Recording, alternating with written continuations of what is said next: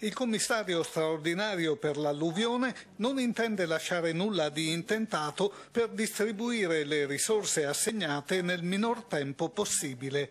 Molto è stato fatto, ha detto, molto resta ancora da fare, soprattutto per ciò che riguarda le validazioni, i sopralluoghi nei comuni e l'azione di consolidamento del territorio.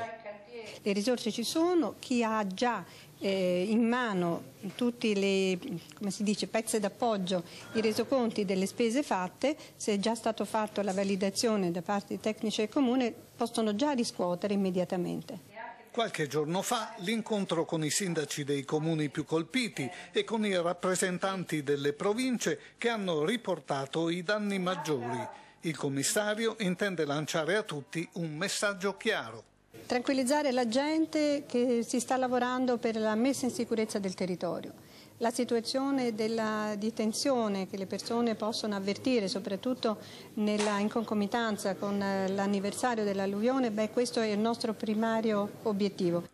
Sul fronte del consolidamento del territorio, il prefetto Stancari ha detto di lavorare per evitare la sovrapposizione delle competenze. Cercheremo di trovare le soluzioni migliori, ha concluso, per la tempistica dell'allertamento.